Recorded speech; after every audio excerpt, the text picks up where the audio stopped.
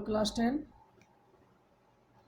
हम लोग example number 4 तक कर चुके थे। सॉल्व्ड एग्जाम्पल 4 तक हम लोग सॉल्व्ड एग्जाम्पल 5 करेंगे। सॉल्व्ड एग्जाम्पल 5 में बोल रहे हैं बाबू, सम ऑफ रूट्स दिया हुआ -5 एंड प्रोडक्ट ऑफ रूट्स दिया हुआ 6। सम ऑफ रूट्स -5 दिया हुआ है, प्रोडक्ट ऑफ रूट्स 6 दिया हुआ है, तो क्वाड्रेटिक पोलिनोमियल लिखना है। तो लिखते हैं। सबसे पहला चीज़ आपको गिवन है सम ऑफ रूट्स मतलब alpha plus beta is equal to -5 and product of roots alpha into beta is equal to 6। ये आपको गिवन है। आपको क्वाड्रेटिक पोलिनोमियल लिखना है। तो लिखिएगा यहाँ पे बेटा, क्वाड्रेटिक पोलिनोमियल लिखने का तरीका क्या होता है, x square minus sum of roots into x plus product of roots, है ना। ये होता है formula, x square minus sum of roots into x plus product of roots. देखिए बेटा, x square minus sum of roots आपको कितना दिया हुआ, -5 into x plus product of root कितना दिया हुआ, 6। तो हो जाएगा x square minus into minus क्या हो जाएगा, प्लस 5x प्लस 6। ये आपका आंसर हो जाएगा। ठीक है, क्वेश्चन समझ में आ गया आप लोगों को, कोई दिक्कत तो नहीं है। सम ऑफ रूट्स गिवन था, प्रोडक्ट ऑफ रूट्स गिवन था, क्वाड्रेटिक पोलिनोमियल लिखना था।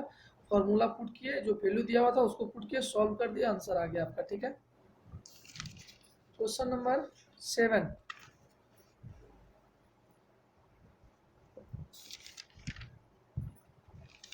फाइव हो गया था। 6 नंबर क्वेश्चन भी सेम ही है।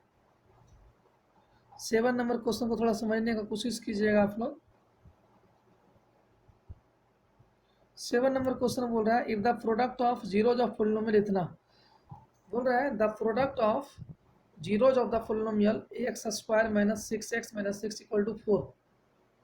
मतलब प्रोडक्ट ऑफ जीरोज दिया हुआ है 4, तो ए का वैल्यू क्या होगा, लिखिए गिवन पोलिनोमियल आपका क्या है बेटा, A X square minus 6x minus 6, है ना। ये आपका पोलिनोमियल गिवन है, कोई दिक्कत तो नहीं है। अब इस पोलिनोमियल में डिग्री कितना है, इस पोलिनोमियल का डिग्री 2 है, तो 2 जीरोज निकलेगा, है ना। हम मान लेते हैं पहला जीरोज अल्फा है, दूसरा जीरोज क्या है, बीटा है। कोई दिक्कत तो नहीं हो रहा है यहाँ तक में। पहला जीरोज अल्फा है, दूसरा जीरोज क्या है, बीटा है। 2 जीरोज निकलेगा, पहला अल्फा दूसरा बीटा। यहाँ देखिए, जब इसको कंपेयर करेंगे तो ए का वैल्यू कितना है, ए। कोफिशिएंट ऑफ एक्स स्क्वायर को हम लोग ए बोलते हैं, कोफिशिएंट ऑफ एक्स को हम लोग बी बोलते हैं, एंड कांस्टेंट टर्म को सी बोलते हैं ना। सबका वैल्यू लिख दिए हम लोग ए बी सी, कोई दिक्कत तो नहीं है। ए का वैल्यू ए हो गया, बी का वैल्यू -6 और सी का वैल्यू -6। ठीक है, प्रोडक्ट ऑफ रूट्स गिवन है आपको, लिखे यहाँ पे product of roots is equal to कितना गिवन है, 4। प्रोडक्ट ऑफ रूट्स क्या होता है, alpha into beta is equal to 4। Alpha कितना बेटा आपका, मुझे नहीं पता सर, लेकिन एक चीज़ आपको ज़रूर पता है, product of root is equal to क्या होता है, सी अपॉन ए होता है कि नहीं होता है। मतलब 4 इज इक्वल टू सी। सी कितना बेटा, -6। ए कितना, ए के प्लेस पे ए है। आपको ए का वैल्यू निकालना है, तो ए इज इक्वल टू हो जाएगा -6/4। सॉल्व कर लीजिएगा, ये आपका आंसर आ जाएगा। कोई दिक्कत है, होता है ना, product of roots is equal to given है 4। प्रोडक्ट ऑफ रूट का फॉर्मूला क्या होता है, c/a या अल्फा इंटू बीटा। तो c/a 4 इज इक्वल टू क्या लिख दिया, c/a। c का वैल्यू कितना, -6, और a का वैल्यू कितना है, a है। तो -6/a इज इक्वल टू 4, तो a का वैल्यू कितना हो जाएगा, इसे को ऊपर ले जाइए, 4 को नीचे जाइए, तो -6/4 आपका a का वैल्यू निकल गया। कोई दिक्कत है।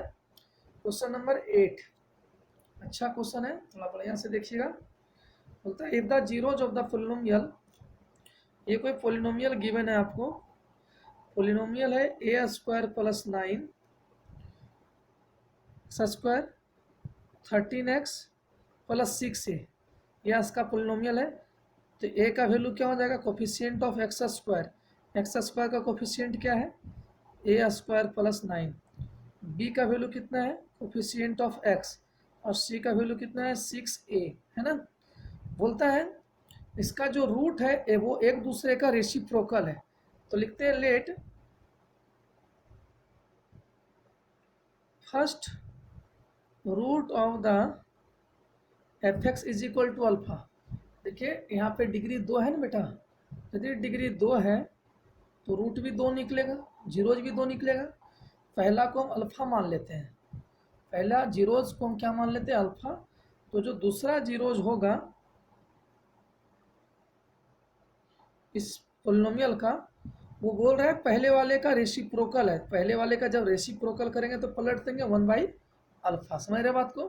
तो बताइए ए का वैल्यू क्या होगा। तब लिखिए बेटा यहाँ फॉर्मूला, प्रोडक्ट ऑफ रूट्स का फॉर्मूला क्या होता है, C upon A. Sir alpha into beta is equal to C upon A. C का वैल्यू कितना है 6a, ए का वैल्यू कितना है ए स्क्वायर प्लस 9। कोई दिक्कत है, यहाँ तो कोई परेशानी नहीं होना चाहिए। अल्फा का वैल्यू तो अल्फा है, और लेकिन बीटा का वैल्यू 1/अल्फा है ना। अल्फा का वैल्यू तो अल्फा दिख रहा है, यहाँ पे दिख रहा है ना, लेकिन बीटा का वैल्यू कितना है 1/अल्फा। चलिए पुट कीजिए, अल्फा के प्लेस पे हम लोग अल्फा लिख देंगे और बीटा के प्लेस पे 1/अल्फा लिख देंगे। सी का value 6a divide by A square plus 9। Alpha से अल्फा कैंसिल आउट हो जाएगा, 1 इज इक्वल टू क्या हो गया 6a divide by A square plus 9। जब क्रॉस मल्टीप्लीकेशन कीजिएगा तो हो जाएगा A square plus 9 is equal to 6c।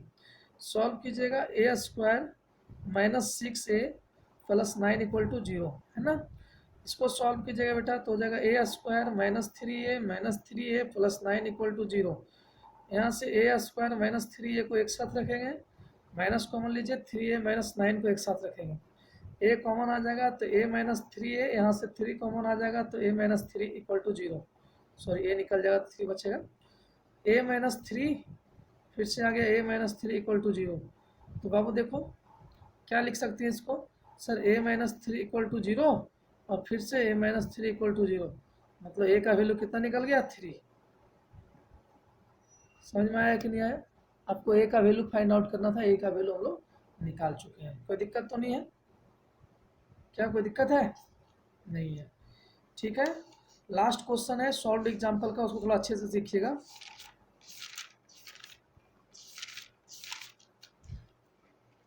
Question number 9 solve example का, ठीक है।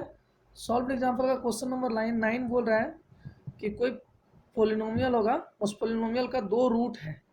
तो पहला रूट अल्फा का वैल्यू दे रखा है 1 एंड दूसरा रूट बीटा का वैल्यू दे रखा है -3। क्वेश्चन में बोल दिया है कि आपको पोलिनोमियल फाइंड आउट करना है, ठीक है। चलिए पोलिनोमियल निकालेंगे हम लोग। पोलिनोमियल निकालने के लिए क्या होता है फॉर्मूला, एक्स स्क्वायर माइनस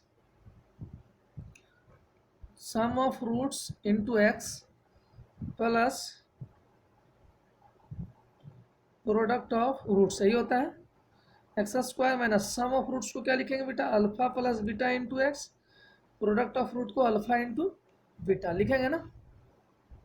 देखिए एक्स स्क्वायर माइनस अल्फा का वैल्यू कितना है 1 प्लस बीटा का वैल्यू कितना है -3, है ना, इंटू एक्स प्लस 1 इंटू -3।